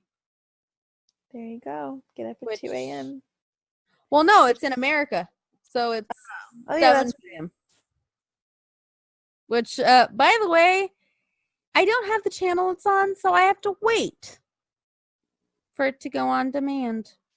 what channel is it on? It's on Access TV, Oh, I have that. and I don't. So, I will be watching it after the fact on New Japan World, which is stupid. Why not have it at the same time, right? You would think, yeah. You would think. Live. No. Nope. Nikki's got to wait. Oh, well. I'm sure it'll be good. I'll just be sitting there going, no Mox on there, guys, so don't be thinking of getting Mox. But it is the first time on U.S. soil that we are getting Okada versus Tana with the good hair. You know, I was watching this retrospective on Tana with the good hair, and Tana with the good hair once did not have good hair. Really? Yeah. I was like, huh. I'm so used to the flippy good hair with the highlights. What the fuck? That is odd. He's got highlights, guys. Part of me wonders if it's one of those QVC hair pieces that like clip in. Like it's not really his hair. Go with me on that one, guys. I mean, come on. Look at it. It's just good hair. Appreciate. Don't hate. Appreciate. I need to know what product he uses. Because this hair is frizzy. Well, mine is too, but he probably is not in the humidity like us. I don't know. I've never been to Japan. Well, I mean, it is on the ocean, but I mean, it's surrounded by water, so maybe it is. I don't know. Maybe it's more humid. Maybe. Then what? I'd die. I'd have a poof ball. I just want to go to Japan. So should we give our predictions for the G1 next weekend? Sure. I don't know who's facing who, but give it to me and I will predict. Yeah, well, guess what? I'm about to tell you. All right. Yeah. Let me pull it up. Oh no, this is the Japanese site. Nikki does not know Japanese. You know, I would like to learn Japanese. I would. Out of all the languages, that's what you want to learn. Well, I feel like it would be helpful. Spanish, that's what would be helpful. I feel like it would be helpful for what I am enjoying. Oh, the tickets weren't that bad priced either. Ooh. Match lineup. Here we go. Too bad it's like 15 hours away. Right? Mm-hmm. All right. Match number 1 is a tag match. It is Yo and Show versus Tama Tonga and Tonga Loa. Not for the titles. So God. yes. All right. Oh, that's gonna. Ooh, this third match. Second match: Shota and Ishii versus Narita and Cobb. I'm gonna go Jeff Cobb. Yep, that's what I was about to say. Match number 3, Jen. Yoshihashi and Goto versus Jay White and Chase Owens. Oh God. Chase will fuck it up. Oh, I was gonna choose him. Chase will fuck it up. Either that or he'll make Jay really proud. I'm gonna go Jay White and Chase Owens. Why? Because I'm gonna be an optimist for this one thing. All right, fine. I'm not telling you what to choose. The only time I told you what to choose was Michael Nakazawa, and we both got that right. Okay, I think that Chase will fuck it up, so we're gonna go that. Sorry, Chase. Next match, Liger, no, this wouldn't be his final appearance in America, I don't think. Liger, Juice, and Yano versus Bushi, Shingo, and Naito. I'm gonna go Bushi, Shingo, and Naito. Yep. Because I am not a fan of Juice. All right, now we get to the tournament matches. Will Ospreay versus Lance Archer. I'm gonna go Will. Ospreay. All right. 6th match, Evil versus Bad Luck Fale. Evil. God, this is easy. 7th match, Sonata versus Zack Sabre Jr. I'm gonna go Sonata. I'm gonna say Saber. Ooh. I'm gonna live on the edge. Next match. Oh my God, I'm gonna die. Kota Ibushi versus Kenta, formerly known as Hideo Itami. Kenta. I'm gonna go Kota. Are you? Yeah, I am. And finally, Okada versus Tana with the good hair. Tana. I'm gonna go Okada. I might live to regret this, but I'm gonna go Okada. Tana, I hope your good hair helps you. Part of me wonders, like, what if they throw us all off at who's gonna win the G1? Because everybody's saying Moxley or Kota or Kenta or Jay. What if they throw us off? What if it's like Naito? I'd be okay with that. If it's Okada? I think Okada would be kind of a cop-out. I know, but, you never know. I mean, Okada is pretty proven, so I don't know if that'd be, like, what they would think. I don't know. I'm just throwing out names here. What if it's Kenta? I'd like that. I know. That's not a name I've seen thrown around. Now, I know who it's not going to be. And I feel really bad for him, but it's not going to be Bad Luck Fale. No. But you know what? I hope he gets a few wins here and there. I still think they should have put Chase in instead, but I don't get why Chase isn't in there. That was a missed opportunity. All I think of now when I think about Chase is Jay screaming, Chase! Chase, come talk to the people. Or like when he got hit in the nuts. And Yujiro was sitting next to him. He's like, I got hit in the nuts. And Yujiro's like, me too. And then Jay's like, isn't Peter looking great? Peter, turn around. And Chase is like, yeah, look at that ass. And then when Jay's talking to the camera and Chase is in the other room and he's like, son of a bitch. And Jay walks over. He's like, I'm talking to the people. Now that's a comedy act I enjoy. Mm-hmm. It's like real life. It is. God, that is always going to get me when he's like, I got hit in the nuts. Me too. No, you didn't. Like, I love them. Like, how can you not love them? I mean, you got Jay, who's like our knife play emo kid. You got Chase, who says he's never played cornhole before, but we all know that's a lie. It's gotta be. You got Yujiro. Yujiro is hilarious. Bad Luck Fale is like the older brother type. ELP is just crazy. I mean, It's a fun time. the fun time. I want to be in this fun time. Yeah. But no, guess chaos is where it's at. That's none of my business, though. Anyway, Jen, I think we've reached the end of our little adventure. I think we have. We really didn't talk about anything personal. No, we didn't. There's just too much shit that's been going on. We stayed on topic, of course. Well, there's just too much shit going on. Next week, there won't be as much shit going on. True. Other than G1. Which should be good.